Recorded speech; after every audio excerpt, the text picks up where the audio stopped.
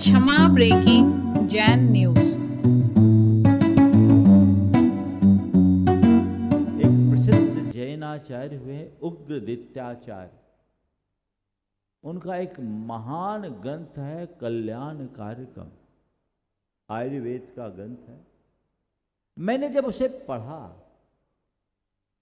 तो एक प्रसंग को देखकर एक पल के लिए मैं अचंभित रह गया। आप सब सुनोगे तो आप सबको भी बड़ा आनंद आएगा। अभी मुझे कहा जा रहा है कि चिकित्सक चिकित्सा और धर्म के विषय में बात करें, तो वहां तो चिकित्सा को ही धर्म निरूपित किया। क्या है चिकित्सा?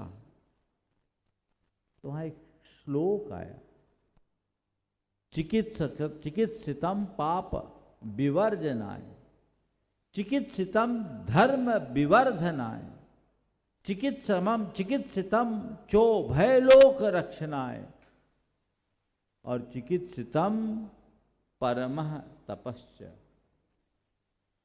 पहली बात कही कि चिकित्सा क्या है? पाप विवर्जनाय, जो पाप का निराकरण करे वो चिकित्सा। चिकित्सितम धर्म विवर्धनाय, जिससे धर्म की वृद्धि हो, जो धर्म को बढ़ाए वो चिकित्सा। चिकित्सितम चोभय लोक रक्षणम, जो उभय लोक की रक्षा करे, जिससे इहलोक और परलोक दोनों सुरक्षित हो, वो चिकित्सक। और चिकित्सितम परमः तपश्च, और चिकित्सा परम तप है। मैं समझता हूं चिकित्सा और चिकित्सक के प्रति ऐसा दृष्टिकोण संभवतः आप लोगों ने कहीं नहीं सुना होगा, लेकिन कितना व्यापक दृष्टिकोण। एक पल को मैं विचार मग्न हो गया कि आखिर ऐसा क्यों कहा। चिकित्सितम पाप विवर्जनाय, चिकित्सा से पाप का विवर्जन, पाप का विनाश कैसे होता है, चिकित्सा से धर्म की वृद्धि कैसे होती है, चिकित्सा से इहलोक और परलोक की रक्षा कैसे होती है, और चिकित्सा परम तप कैसे है। तो हमारे यहाँ ये कहा गया कि प्राणों का घात हिंसा है। अपन बोलते हैं प्राणों का विघात हिंसा है, तो प्राणों की रक्षा अहिंसा है। हिंसा पाप है, अहिंसा धर्म है, इसलिए चिकित्सा भी धर्म है, क्योंकि चिकित्सक प्राणों का रक्षक होता है। फिर चिकित्सतम पाप विवर्जनाय, चिकित्सा अगर अच्छे से कर दी जाए तो सामने वाले का प्राण सुरक्षित होता है, और उसके प्राण सुरक्षित होते तो वह खुद अच्छे ढंग से जी सकता है, औरों को अच्छे ढंग से जीने का अवसर दे सकता है, इसलिए पाप से बच सकता है। और चिकित्सितम धर्म विवर्धनाय, अगर चिकित्सा करेंगे वह स्वस्थ होगा, तभी धर्म का साधन हो सकता है, इसलिए चिकित्सा को धर्म का विवर्धक निरूपित किया।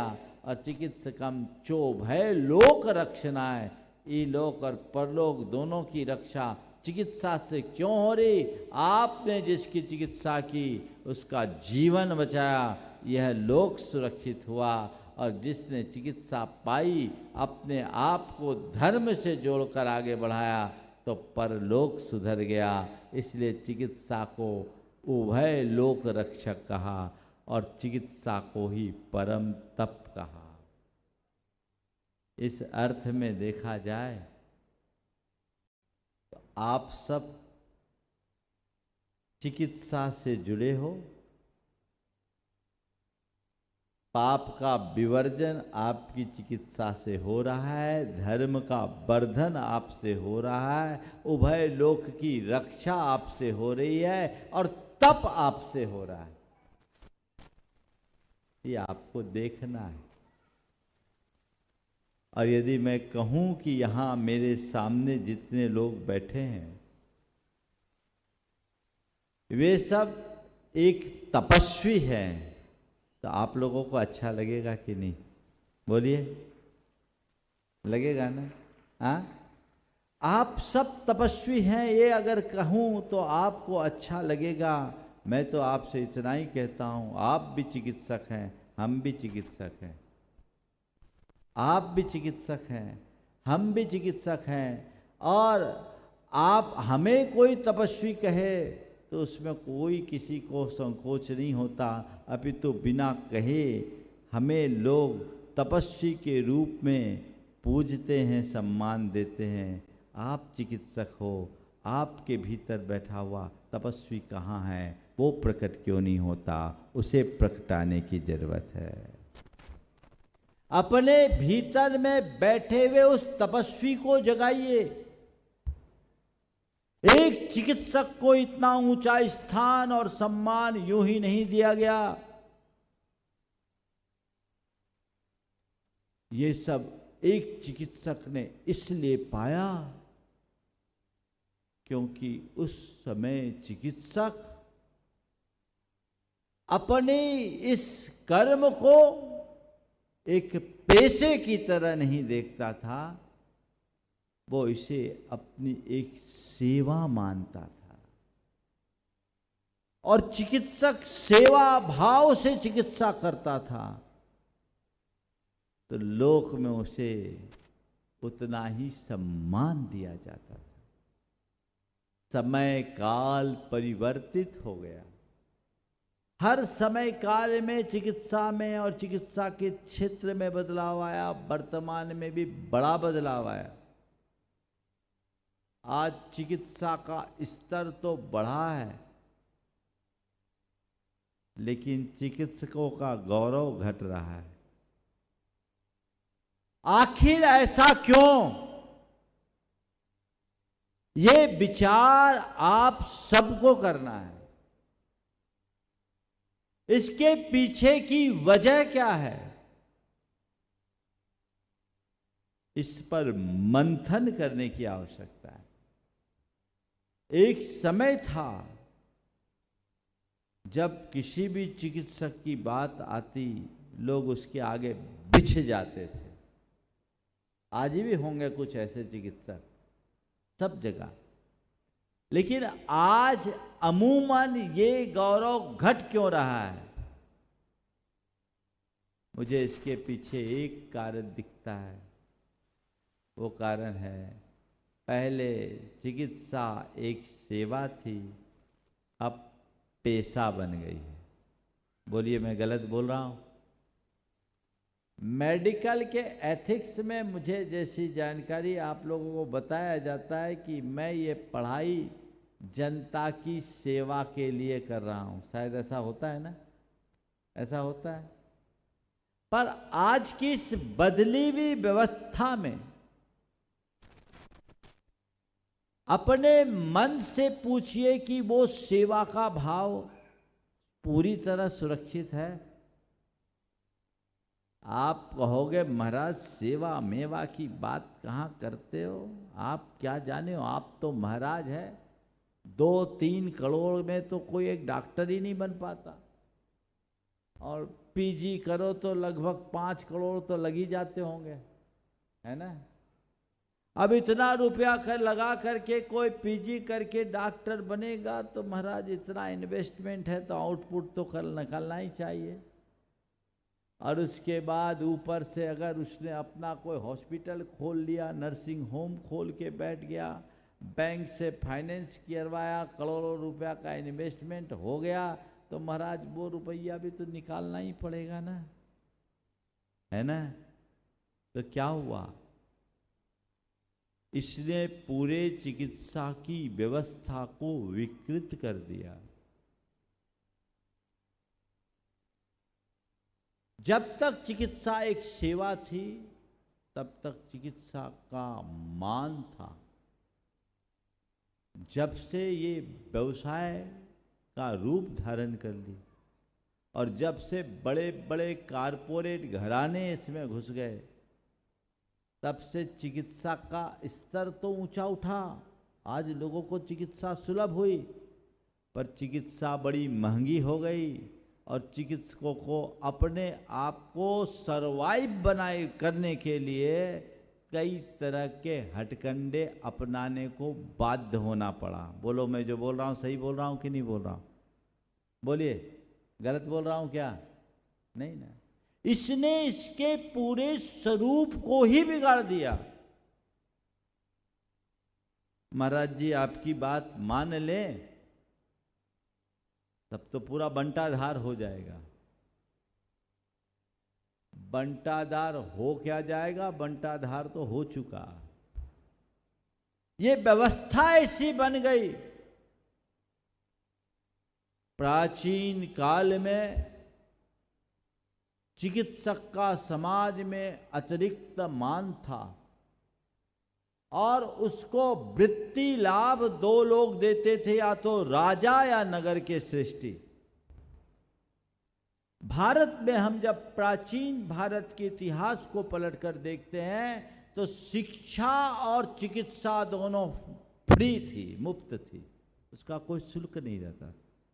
इसलिए भारत में कोई व्यक्ति अशिक्षित नहीं रहता था, कोई बीमार नहीं रहता था और कोई लाचार नहीं रहता था, और समृद्ध भारत था।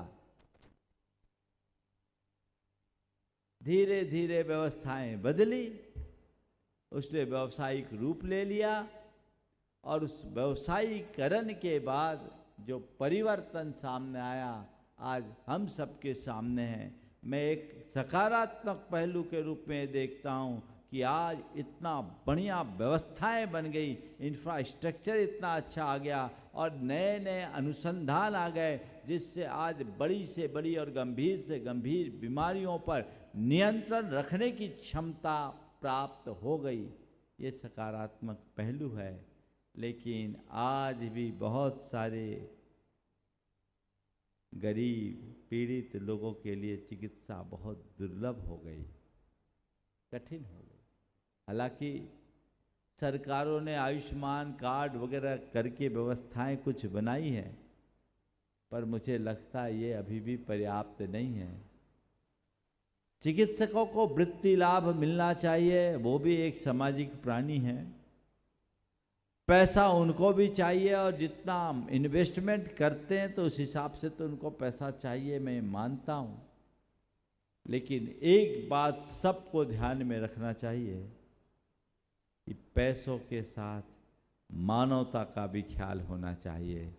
मुश्किल ये है कि आज वो मानवता दबते जा रही है। बहुत सारी विकृतियां आई है आज की चिकित्सा की व्यवस्था में। उन विकृतियों के निवारण की सार्थक पहल होनी चाहिए। आयुर्वेद में चिकित्सा के 4 पाद बताए गए। संक्षेप में मैं चारों पादों की चर्चा कर लूं और मैं समझता हूं इन 4 पादों की चर्चा में आज का संपूर्ण विषय आ जाएगा।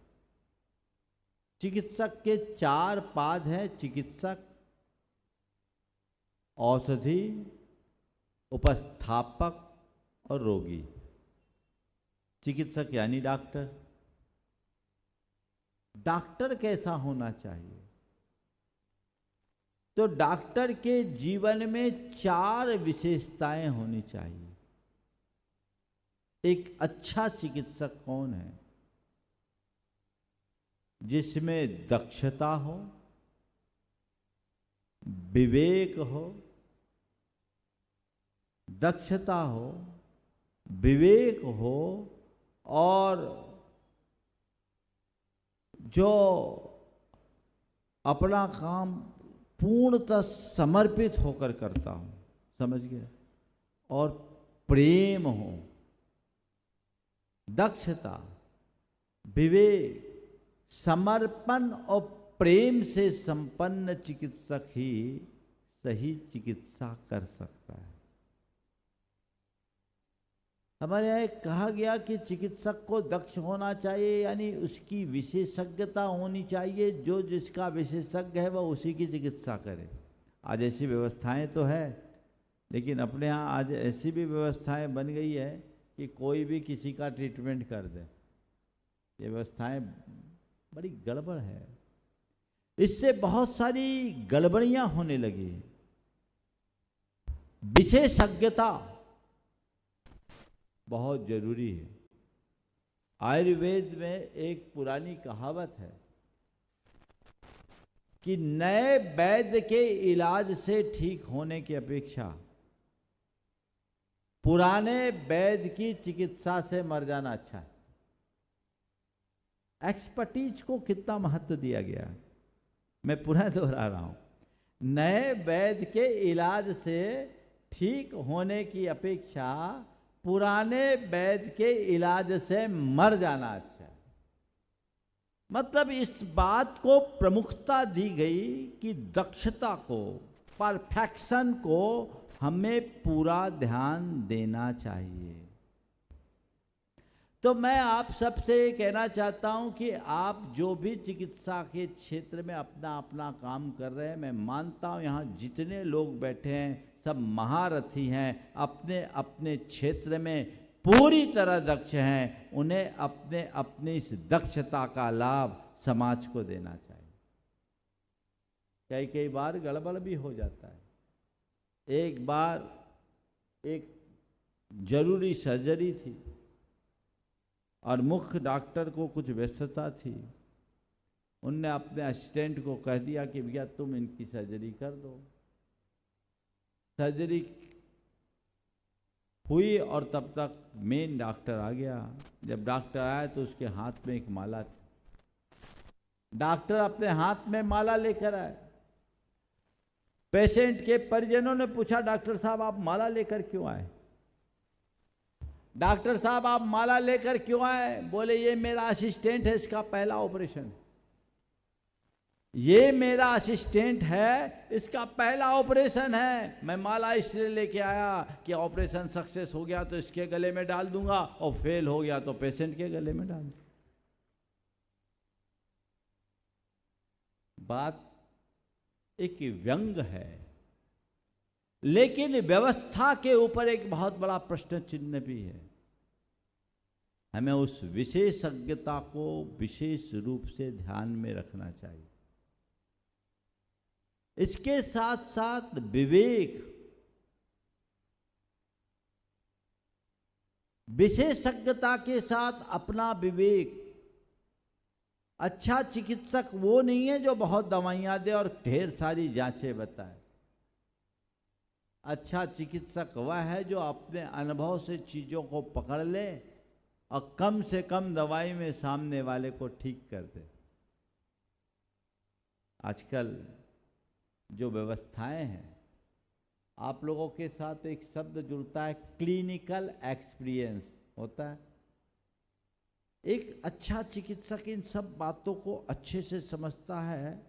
पुराने जमाने में नाड़ी देखकर वैद्य सामने वाले की सब बातें जान लेता था।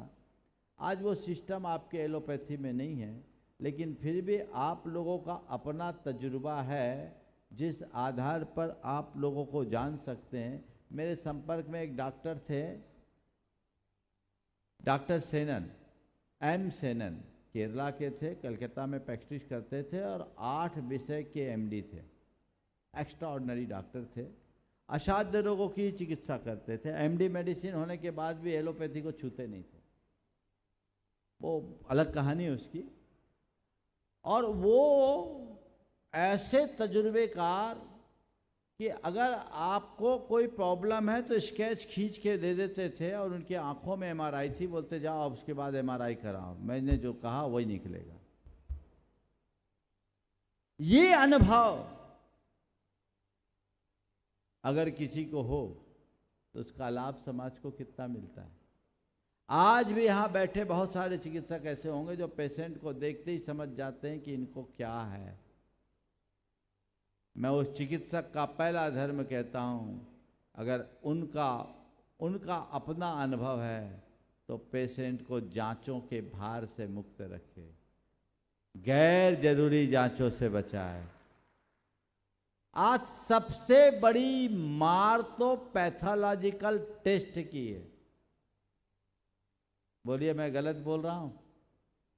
मेरे संपर्क में कई ऐसे हैं जो पैथोलॉजी लैब चलाते हैं, और एक दो बार शंका समाधान में भी ये बात आई कि हम लैब चलाते हैं और हमको जांच के लिए डॉक्टरों को 40 से 50% देना पड़ता है। महाराज हम ये देते हैं, ये हमारा पाप है या पुण्य? आप लोग अपनी छाती पर हाथ रख करके पूछो कितने डॉक्टर हैं जो जांच के बाद पैसे लेते हैं। और इतना ही नहीं, आपके यहाँ तो ये भी सिस्टम बन गया, अगर एक डॉक्टर ने किसी हॉस्पिटल के लिए रिकमेंड किया है तो उसका भी उनको शेयर मिलता है। क्या ये नैतिक पतन नहीं है? ये अधर्म नहीं है? जब आप फीस लेते हैं तो आप फीस लेने के अधिकारी हैं, दूसरे तरीके से पेशेंट का गला काटने का अधिकार आपका नहीं है। ये महान पाप है, अनर्थ है, इस पाप से बचिए। उससे आने वाला पैसा तो आ जाएगा, लेकिन उस पैसे की ओंठ में छिपी हुई आहें तुम्हारा कभी पीछा नहीं छोड़ेगी। लेकिन आज ऐसा सिस्टम बन गया है। मेरी बात थोड़ी बुरी लग रही होगी, लेकिन मैं आपसे पूछना चाहता हूं, मैं जो बोल रहा हूं सही बोल रहा हूं या गलत? बोलिए, क्यों ऐसा? इन सब की क्या जरूरत? ये सिस्टम ऐसा क्यों? एक जगह हॉस्पिटल खोलने की योजना बनाई समाज ने। एक बहुत बड़े न्यूरो सर्जन, नाम नहीं ले रहा हूं, मेरे पास आए। उन्होंने मुझसे कहा, महाराज जी आप हॉस्पिटल खोलने का आशीर्वाद मत दीजिए, आप हॉस्पिटल खोलने का आशीर्वाद मत दीजिए। बोले क्यों? बोले महाराज अब मेडिकल जो है वो पूरी तरह से एक इंडस्ट्री हो गई। हॉस्पिटल खोलना सरल है, चलाना बहुत कठिन है, बड़ी मुश्किलें होती है, डॉक्टरों को बहुत सैलरी लगती है, उनको रोज़ इंसेंटिव देना पड़ता है, और पैरामेडिकल स्टाफ की भी बड़ी धांधली होती है। मैं अपना एक्सपीरियंस आपको बता रहा हूँ महाराज जी, समाज को मैं जानता हूँ, ये समाज ये हॉस्पिटल नहीं चला पाएगी, आप हॉस्पिटल के लिए मत कीजिए। तो मैंने कहा लोगों की सेवा कैसे होगी? बोले महाराज मेरा एक अनुरोध है। बोले क्या? बोले आप एक काम करवा दीजिए, एक बढ़िया फुल फ्लैश डायग्नोस्टिक सेंटर खुलवा दीजिए, क्योंकि ज़्यादा जान तो लोगों को इसी में निकलती है। जितनी दवाई का खर्च उससे ज़्यादा कहीं खर्च जांचों में निकलता है। आप ऐसा काम करवा दीजिए कि डायग्नोस्टिक सेंटर खुल जाए तो लोगों को बड़ा लाभ मिलेगा और रियायती दर पर हो जाए, और उसके लिए कुछ डॉक्टरों से अनुशंसा करा ली जाए। तो फिर उसके बाद एक सज्जन ने आगे आकर के वही प्रोजेक्ट को आगे बढ़ाया जो काम अभी चल रहा है। और उन्होंने मुझसे तभी कहा कि महाराज जी इसमें बहुत भ्रष्टाचार है, बहुत अलाप शराब खर्चा होता है। मैं नहीं कहता कि सभी डॉक्टर इसमें शामिल हैं, पर आपको पता है कौन कौन शामिल है। मैं आपसे इतना कहता हूं कि ऐसे लोगों में यदि आप अपने आप को पाते हैं तो आज ही अलग कर लेना। नीति का पैसा कमाना, अनीति का एक पाई मत पाना, वो अधर्म है। उससे अपने आप को बचाइए। अनावश्यक जांचें ना हो और अनावश्यक दवाइयां ना लिखें। जितनी जरूरत हो उतनी दवाई, जितनी जरूरत हो उतना आप जांच कराएं। चिकित्सक के हृदय में यदि ऐसा प्रेम होगा, वो अपने अनुभव का प्रयोग करेगा, उसके अंदर दक्षता होगी, पेशेंट को एक पेशेंट की तरह न देखकर पीड़ित प्राणी की तरह देखेगा, तो कभी ऐसा होगा ही नहीं। अब आप लोगों के साथ ऐसा है कि रोज का ही धंधा है महाराज, तो अब कहाँ हमारी उतनी संवेदना रह पाती। वो संवेदना जगनी चाहिए।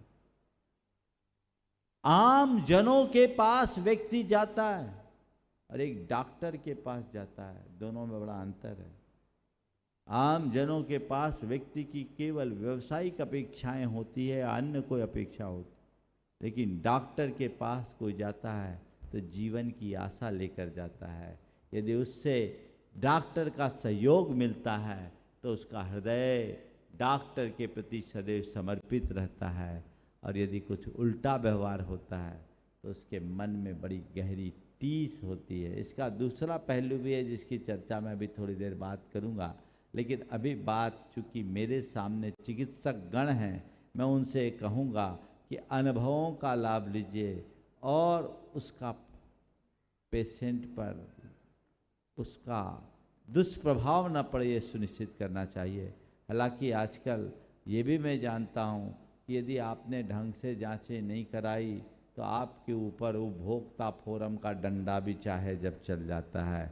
पेशेंट्स भी बहुत तिकड़मी हो गए हैं, कुछ हुआ तो डॉक्टरों को भी लपेट लें। तो इसका एक सॉल्यूशन मैं देना चाहता हूँ। छोटी मोटी चीज़ें जिस पर आपका अपना पूरा तजुर्बा है उसको तो कम से कम बाहर रखें, और जहाँ मेडिकल एथिक्स के हिसाब से जांचें अत्यंत जरूरी है वहीं इसे सीमित किया जाए तो आप काफ़ी कुछ बच सकते हैं। औषधि का तीसरा पायदान, और चिकित्सक औषधि जो दूसरा पायदान है, औषधि सीमित होनी चाहिए, शुद्ध होना चाहिए, निर्बद्ध होना चाहिए। कम से कम दवाइयाँ दीजिए। आजकल दवाइयों के साइड इफ़ेक्ट्स बहुत हो रहे,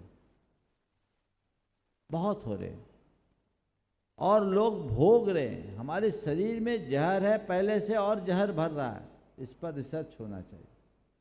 अभी दुनिया में बहुत काम हो रहे हैं।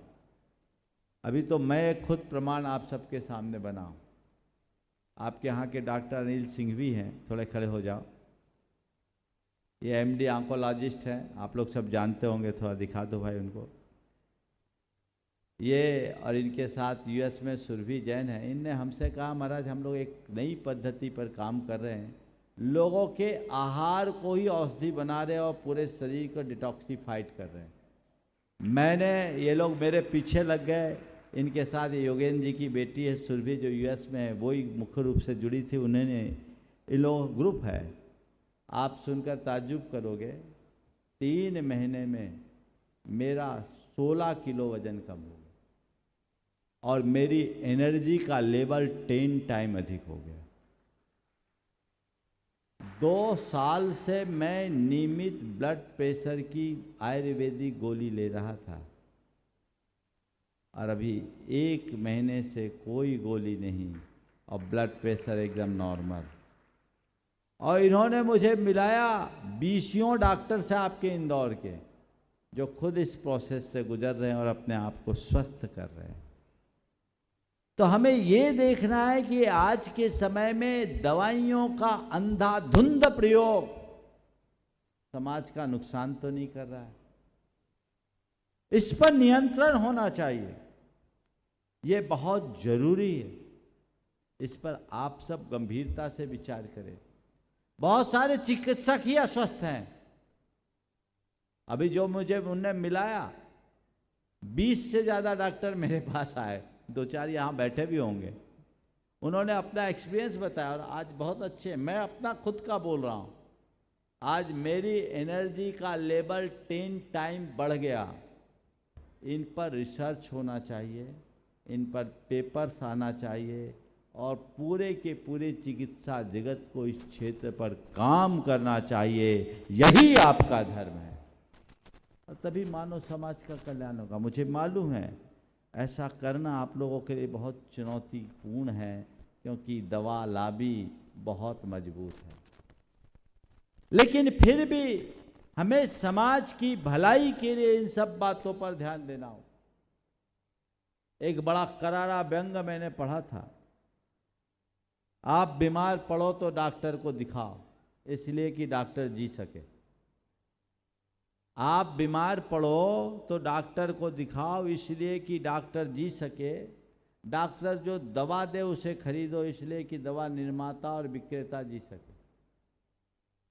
आप बीमार पड़ो तो डॉक्टर को दिखाओ इसलिए कि डॉक्टर जी सके, और डॉक्टर जो दवा दे उसे खरीदो इसलिए कि दवा निर्माता और दवा विक्रेता जी सके, और डॉक्टर जो दवा खरीदो उसे ना खाओ इसलिए कि आप जी सको। जो दवा खरीदो उसे ना खाओ कि आप जी सको। बड़ी विचित्रता है। आज ये भी है, मिलावटी दवाइयाँ भी बहुत बाजार में हैं। सरकारें नियंत्रण करने का प्रयास करती है, लेकिन व्यवस्थाएं जो है आप सबको पता है, ये बड़ा नीच कर्म है। चंद पैसों के मोह में जो लोग ऐसा कृत्य करते हैं वे महाधर्मी हैं। ऐसे लोगों को तो मनुष्य कहने में भी संकोच होता है। यथार्थ ऐसे लोग इंसान कहलाने के भी अधिकारी नहीं हैं। इन पर विचार होना चाहिए। तो एक चिकित्सक को अपने अनुभव का, अपनी दक्षता का, अपने विवेक का और अपने कार्य के प्रति समर्पण के साथ रोगी के प्रति प्रेम का परिचय देना चाहिए, और इसके साथ साथ कम से कम औषधि और यथासंभव शाकाहारी औषधि का प्रयोग करना चाहिए। आज बहुत सारी ऐसी दवाइयां हैं जो आप प्रिस्क्रिप्शन में लिखते हैं, जिनका अल्टरनेट आपके पास है। आप वो दवाइयों से बचिए। रिसर्च कहता है एनिमल प्रोटीन या एनिमल कोई भी प्रोडक्ट है वो आपके बॉडी के साथ मैच नहीं करता, आप उससे बचिए।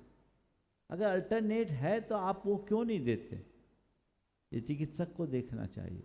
आप लोग ज़्यादातर तो शाकाहारी हैं, लेकिन बहुत से ऐसे भी चिकित्सक यहाँ होंगे जो शायद नॉनवेज लेते होंगे।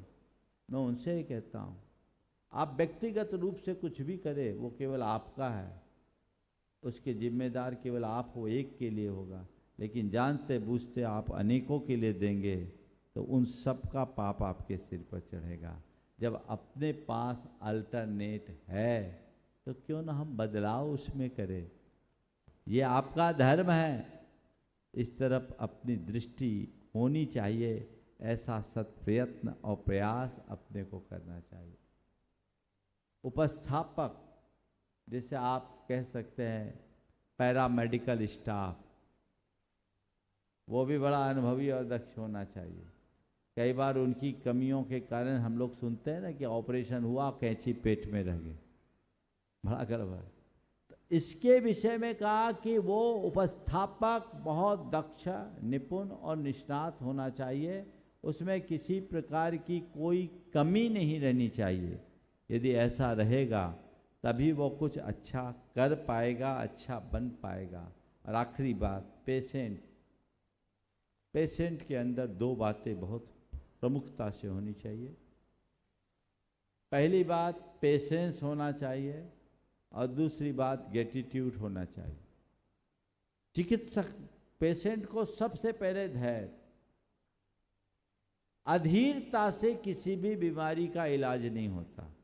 मैं तो सबसे कहता हूँ, और आज आप लोगों को भी एक नुस्खा बता दे, एक दवाई बताता हूँ। कोई भी बीमारी हो, रामबाण औषधि है, एक खुराक खाना पड़ता है, केवल एक खुराक खानी पड़ती है और मुफ्त की दवाई है। आप लोगों को मैं बता देता हूँ, आप लोग अपने प्रिस्क्रिप्शन में ये दीजिए। वो क्या है? उसका नाम है संतोष बटी। क्या नाम है? संतोष बटी। संतोष बटी खाइए, तत्काल आराम पाइए। आजकल पेशेंट में पेशेंस नहीं रहता, वो तुरंत चाहता है। एक बात अपने मन मस्तिष्क में अंकित करना चाहिए कि कोई भी बीमारी तुरंत नहीं आती तो तुरंत जाती भी नहीं, वक्त ले। और धर्मशास्त्र कहते हैं कि अगर बीमार अवस्था में आप धैर्य रखोगे तो जल्दी स्वस्थ होगे, और आकुलता करोगे तो लंबा समय लगेगा, क्योंकि कर्म सिद्धांत के अनुसार आकुलता में अशाता का बंध होता है और समता में अशाता झड़ती है। बीमारी अशाता से होती है। आप जितने आकुल व्याकुल होंगे, आपकी अशाता यानी पाप बढ़ेगा, आपकी बीमारी लंबी खींचेगी, और आप जितने शांत रहेंगे आपका पाप झड़ेगा, बीमारी जल्दी जाएगी। इसलिए पहला काम धैर्य रखने का। दूसरा काम चिकित्सक के प्रति कृतज्ञता का भाव रखना। आजकल इसका बहुत अभाव हो गया। लोग चिकित्सक को भी पेशेवर नजरिए से देखने लगे।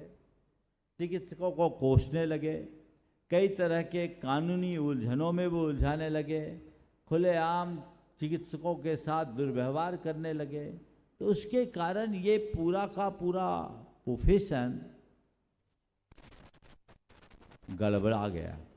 बहुत सारे चिकित्सक भी फिर सोचते हैं हम क्यों पछड़े में पड़े। तो इन सब बातों को ध्यान में रखकर यदि सभी लोग चलेंगे तो निश्चित सुपरिणाम आएगा। मैं आप सबसे इतना कहना चाहूँगा, आपको अलग से धर्म करने की कोई ज़रूरत नहीं। आपकी चिकित्सा ही आपका धर्म है। और ये बात मैं अपने मन से नहीं कह रहा हूँ, ये शास्त्रों में लिखा गया, चिकित्सितम धर्म विवर्धनाय चिकित्सितम परमः तपश्च। ये तप है, धर्म है, उभय लोक का रक्षक है, बशर्ते आप चिकित्सा के धर्म का पालन करें, उसमें अधर्म ना हो। ये पूरे प्रवचन का सार है। इस एक वाक्य को अपने जेहन में उतार लें। जितने चिकित्सक बंधु हैं, आप अपने प्रोफेशन रिलेटेड धर्म को फॉलो कीजिए, उसमें अधर्म ना हो। आप पूजा पाठ नहीं कर सकते, चलेगा। आप व्रत उपवास नहीं कर सकते, कोई चिंता नहीं। आपसे त्याग तपस्या नहीं हो सकती, कोई परवाह नहीं। आप जो कर रहे हैं ना, यही आपकी पूजा है, यही आपका व्रत है, यही आपका उपवास है, यही आपका त्याग है, यही आपका तप है, यही आपका दान है, और यही आपका पुण्य है। सोचिए, थोड़ी सुहृदयता को बढ़ाते हुए, सद्भावना के साथ जब इस तरह का कर्म होगा तो सुनिश्चित रूप से उसके परिणाम बहुत अच्छे होंगे। इंदौर शहर मध्य प्रदेश का एक सुविकसित शहर है और चिकित्सा के क्षेत्र में यहाँ बड़ी क्रांति है। बोलते हैं मेडिकल का बड़ा हब है, एजुकेशन का भी हब बन गया है, और यहाँ बड़े बड़े चिकित्सा के संस्थान हैं और हर विषय के विशेषज्ञ, अच्छे श्रेष्ठतम चिकित्सक अपनी सेवाएं दे रहे हैं। आज आप सब लोग इतनी संख्या में उपस्थित हुए हैं, मैं आप सबसे यही कहना चाहता हूं कि आप चिकित्सा के धर्म को आत्मसात करें और अपने जीवन को आगे बढ़ाएं। इस प्रोफेशन में रहते हुए मुझसे कोई अधर्म न हो जाए, बस इस संदेश को साथ लेकर जाएं, तो मैं समझता हूँ आप सबका यहाँ आना सार्थक होगा और वो आप सबके जीवन की उपलब्धि का एक विशेष कारण होगा।